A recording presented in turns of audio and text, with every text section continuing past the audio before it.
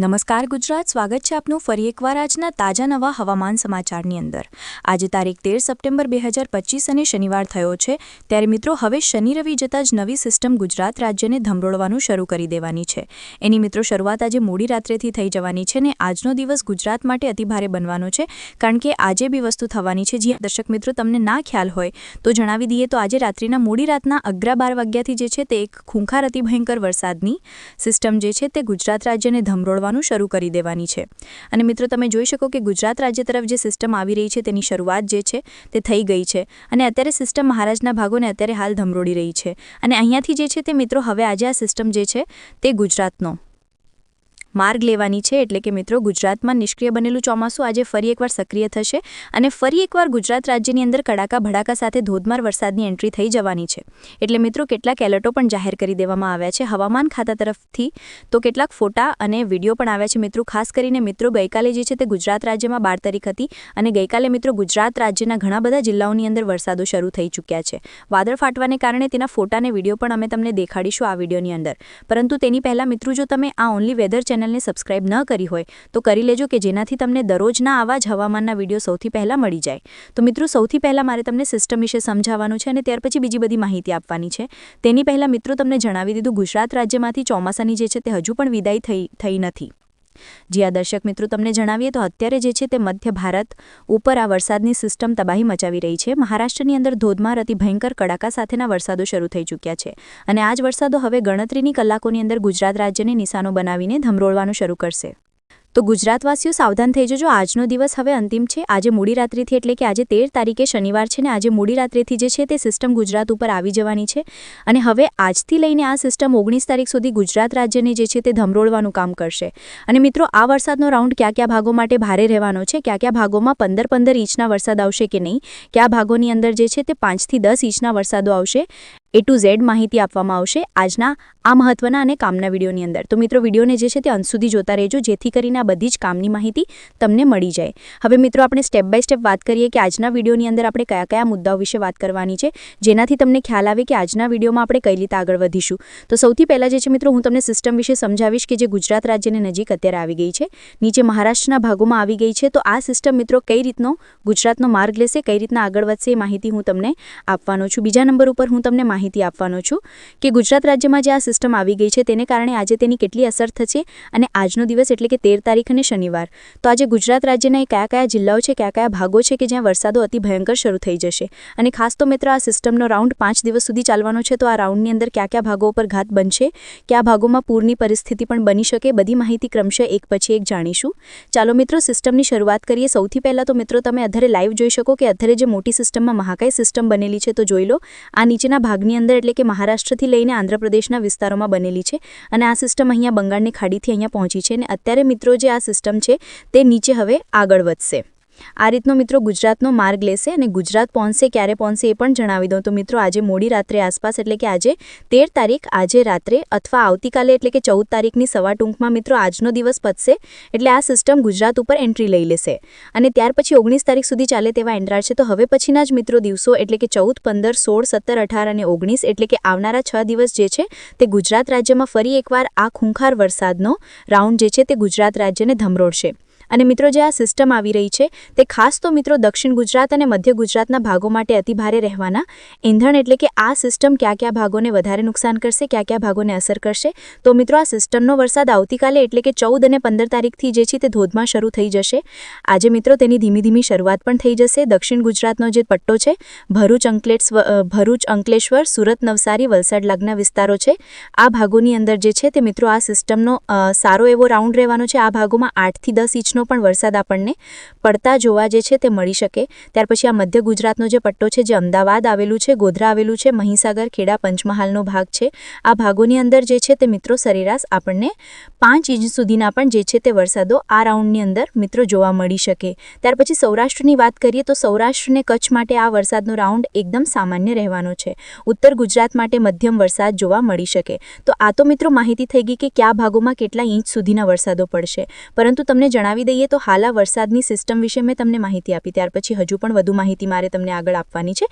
તેની પહેલાં દેખાડી દઈએ, ગઈકાલે મિત્રો જોઈ લો તો અમરેલી જિલ્લાના રાજુલાની અંદર મિત્રો તોફાન સાથે અતિભારે પવનો સાથેના વરસાદો પડ્યા, જેના મિત્રો અમે તમને લાઈવ ફોટા અને વિડીયો અહીંયા દેખાડી રહ્યા છીએ. તમે જોયો મિત્રો, આ વિડીયો જે છે તે અહીંયા રાજુલાથી સામે આવે. જોઈ લો, અમરેલીનું રાજુલા છે કે જ્યાં મિત્રો ગઈકાલે તોફાન સાથે અતિભારે પવનો સાથેના વરસાદો રહ્યા 12 તારીખે. ત્યાર પછી બીજા નંબર ઉપર જોઈ લો તો મિત્રો જામનગરના રિલાયન્સનો આજનો વરસાદ જોઈ લો, એટલે કે જામનગરમાં પણ આજે કડાકા સાથે ભારે વરસાદ રહ્યો. આની સાથે મિત્રો તમને જણાવી દઉં તો ભાવનગરમાં પણ વરસાદ રહ્યો હતો, મહુવામાં પણ વરસાદ રહ્યો હતો ગઈકાલે. એટલે કે મિત્રો વરસાદનો રાઉન્ડ હવે ફરી શરૂ થઈ ચૂક્યો છે. નિષ્ક્રિય બનેલું ચોમાસું પણ હવે ફરી એકવાર સક્રિય થઈ ચૂક્યું છે. ગુજરાતમાં ધીમે ધીમે આ વરસાદો શરૂ થઈ રહ્યા છે. હવે આખા ગુજરાતમાં ફેલાતા તમને જોવા મળવાના છે, કારણ કે મિત્રો અહીંયા તમે લાઈવ જોઈ શકો કે આ સિસ્ટમ જે છે તે અત્યારે હાલ આટલા નીચેના પટ્ટાની અંદર જશે, ધીમે ધીમે આગળ વધશે, એટલે કે આખા ગુજરાતમાં આ સિસ્ટમ જે છે તે હવે ધીમે ધીમે ફેલાઈ જવાની છે. ગઈકાલે મિત્રો આની સિવાય અમરેલી, જામનગર, ભાવનગર અને ગીર સોમનાથ જિલ્લામાં પણ વરસાદ રહ્યો.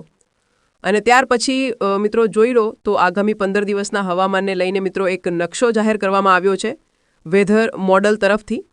અને આ નકશાની અંદર મિત્રો તમને માહિતી આપીએ તો મેં તમને અગાઉ જણાવ્યું એ પ્રમાણે આ જે ગુલાબી ભાગ નીચે દક્ષિણ ગુજરાતમાં તમે જોઈ રહ્યા છો, આ ગુલાબી ભાગમાં જે છે તે તમને 10થી લઈને 12 ઇંચના વરસાદો આ રાઉન્ડમાં જોવા મળશે, કે જે રાઉન્ડ આજે મોડી રાત્રેથી શરૂ થઈ રહ્યો છે. એટલે કે ભરૂચ, નવસારી, વલસાડ, આહવા, ડાંગ અને સુરત આ વિસ્તારોની અંદર અતિભારે તોફાની વરસાદો રહેવાના છે આ રાઉન્ડની અંદર.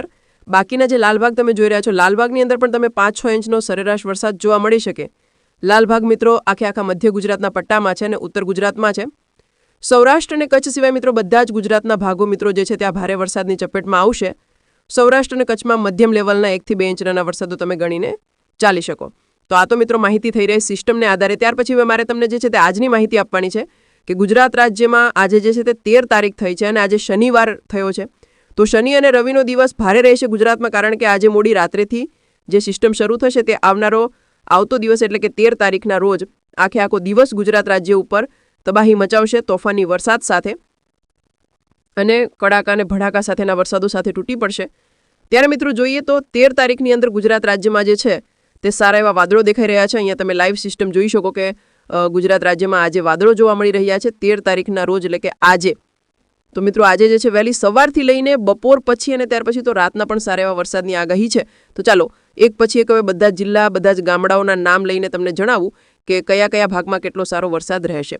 તો મિત્રો આજે જે છે તે સારો વરસાદ દક્ષિણ ગુજરાતમાં રહેશે, એટલે કે દક્ષિણ ગુજરાતમાં ભારેથી અતિભારે વરસાદ પણ રહી શકે, કારણ કે આ સિસ્ટમ જે છે તે નીચે મહારાષ્ટ્ર પાસે આવી ગઈ છે અને મહારાષ્ટ્રને અડીને રહેલા જે વિસ્તારો છે, બોર્ડર પાસે રહેલા વિસ્તારો છે, જેમ કે વલસાડ, નવસારી, ડાંગ, વલસાડથી ઉપર જાય તો સુરત અને સાપુતારા, વ્યારા, બારડોલી, તો આ ભાગની અંદર મિત્રો અતિભારે વરસાદ પણ આજે બની શકે, કારણ કે આ ભાગની અંદર વાદળો જે છે તે ખૂબ જ ખૂંખાર બની રહ્યા છે.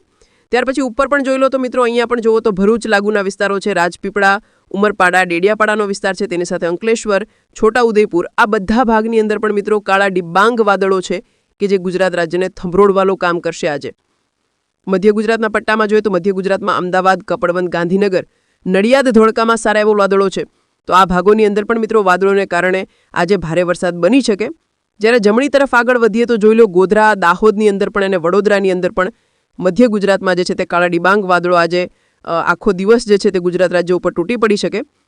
બાકી મિત્રો ઉત્તર ગુજરાત તરફ જઈએ તો ઉત્તર ગુજરાતમાં ઓછા વાદળો છે, છતાં પણ જુઓ તો મહેસાણા, હિંમતનગર, ખેડ બ્રહ્માથી લઈને પાલનપુર, અંબાજીનો રોડ છે, બનાસકાંઠા છે, પ્રાંતિજ, મોડાસા, બાયડ અને જે બનાસકાંઠા સાબરકાંઠાનો ભાગ છે, આ બધા જ વિસ્તારોની અંદર જે છે તે મિત્રો હળવા વાદળો છે, જેથી ઉત્તર ગુજરાતમાં છૂટાછવાયા ઝાપટા જે છે તે પડી શકે. બાકી કોઈ ભારે વરસાદની આગાહી રહેશે નહીં. સૌરાષ્ટ્રની વાત કરીએ તો મિત્રો સૌરાષ્ટ્રમાં 99% રેન્જમાં અતિભારે ખૂંખાર વાદળો જે છે તે બનતા જોવા મળી રહ્યા છે. જોઈ લો સૌરાષ્ટ્રનો આખો પટ્ટો છે તે હાઈ લેવલના વાદળો છે, જેથી સૌરાષ્ટ્રમાં તોફાની અતિભારે વરસાદો પણ આજે તમને પડતો જે છે તે જોવા મળી શકે.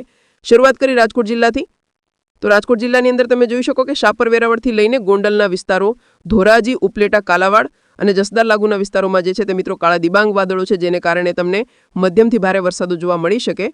વાત કરીએ બોટાદ જિલ્લાની, તો બોટાદ જિલ્લાની અંદર પણ મિત્રો વાદળીય ગતિવિધિઓ વધી રહી છે, જેને વાદળોને લઈને આ ભાગોમાં પણ મિત્રો અમુક ભાગો જેમ કે બરવાળા, માંડવા, સાળીંગપુર, ધંધુકા, ગઢલાની અંદર જે છે તે મધ્યમથી ભારે વરસાદો આજે તમને નોંધાતા જોવા મળી શકે.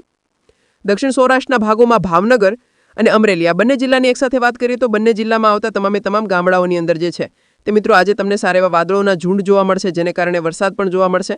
અને ગઈકાલે મિત્રો અહીંયા વરસાદ શરૂ પણ થઈ ચૂક્યો છે. ખાસ અમરેલીની અંદર સાવરકુંડલા, રાજુલા, લીલિયાથી લઈને બાબરા, લાઠી અને બગસરાના ભાગો, ભાવનગરની અંદર તળાજા, મહુવાથી લઈને પાલીતાણા, ગારિયાધાર અને વલભીપુરના ભાગો છે. તો આ બધા જ વિસ્તારોની અંદર તમને ભારેથી અતિ ભારે વરસાદો જોવા મળી શકે. નીચે આવીએ તો જૂનાગઢ અને ગીર સોમનાથના પટ્ટામાં પણ હાઈ લેવલના વાદળો છે, જેથી આ ભાગોમાં પણ તમને જે છે તે આજથી મિત્રો મધ્યમ વરસાદો શરૂ થતા જોવા મળી શકે. બાકી જોઈ લો મિત્રો, બાકી બીજા વિસ્તારો જેમ કે મોરબી અને સુરેન્દ્રનગરનો પણ જે આખો પટ્ટો છે, તો આ મોરબી અને સુરેન્દ્રનગર જિલ્લામાં પણ આવતા તમામ તાલુકાઓમાં જે છે તે આજે તમને હાઈ લેવલના વરસાદો જોવા મળી શકે. દરિયાકાંઠે વાત કરીએ તો જામનગર, દ્વારકાની અંદર કોઈ મોટા વરસાદ નથી, કોઈ મોટા વાદળ નથી. પોરબંદર ને કચ્છની અંદર પણ આજે કોઈ મોટા વાદળ નથી, જેથી આ ભાગોમાં વરસાદ જોવા નહીં મળે. તો ટૂંકમાં મિત્રો તમને આજની આખું હવામાન 1 મિનિટમાં સમજાવું તો આજે 13 તારીખ થશે. ધીમે ધીમે જે છે તે મિત્રો આજનો દિવસ શરૂ થશે, તેમમાં વરસાદ જો રાઉન્ડ આગળ વધશે. ટૂંકમાં મિત્રો તમને જે છે તે આવનારો આ વરસાદનો રાઉન્ડ છે તે 1 મિનિટની અંદર 3 ભાગમાં મિત્રો સમજાવું તો આજે મિત્રો 13 તારીખ છે, કાલે 14, 15 અને 16 તારીખ રહેશે અને ત્યાર પછી 17, 18 અને 19 તારીખ રહેશે. તો આજે 13 તારીખથી ધીમે ધીમે મિત્રો વરસાદની સિસ્ટમની શરૂઆત થશે. દક્ષિણ ગુજરાતમાં સારો વરસાદ રહેશે અને ત્યાર પછી મિત્રો બાકીના ભાગોમાં આજે જે છે તે છૂટાછવાયા વરસાદો શરૂ રહેશે. આવતીકાલે આ સિસ્ટમ જેવી ગુજરાત ઉપર એકદમ આવી જશે ત્યારે આવતીકાલથી મધ્યમ વરસાદો શરૂ થઈ જશે અને 17 અને 18 તારીખે આ વરસાદનો રાઉન્ડ એકદમ સાર્વત્રિક થઈ જશે, એટલે કે બધા જ ભાગોમાં વરસાદ સારો એવો નોંધાવાની શરૂઆત થઈ શકે તેવું લાગી રહ્યું છે. બાકી મિત્રો આ વરસાદની સિસ્ટમ ગમે ત્યારે બદલાઈ શકે. હજુ મિત્રો તમને જણાવે તો ચોમાસાની વિદાયની તારીખો આવી રહેશે 30 સપ્ટેમ્બર પછી, એટલે કે હજુ ચોમાસાની વિદાય પહેલાં 1 થી 2 આપણને સારા એવા રાઉન્ડો જોવા મળી શકે, જેને વિશે આપણે વિસ્તારથી વિડીયોમાં વાત આવનારા વિડીયોમાં કરીશું. આજ માટે આટલું જ રાખીએ છીએ. તમે જો અહીંયા સુધી વિડીયો જોયો હોય તો વિડીયોને લાઇક કરજો, સબસ્ક્રાઇબ કરજો ચેનલને અને તમારા મિત્રો સાથે આ વિડીયોને શેર કરજો. બાકી મિત્રો આવતીકાલે ફરી એકવાર મળીશું. ત્યાં સુધી તમારા ગામમાં હાલ અત્યારે કેવું વાતાવરણ છે કોમેન્ટમાં લખી દેજો. આજ માટે આટલું જ, રજા આપશો. ધન્યવાદ. જય માતાજી, જય દ્વારકા.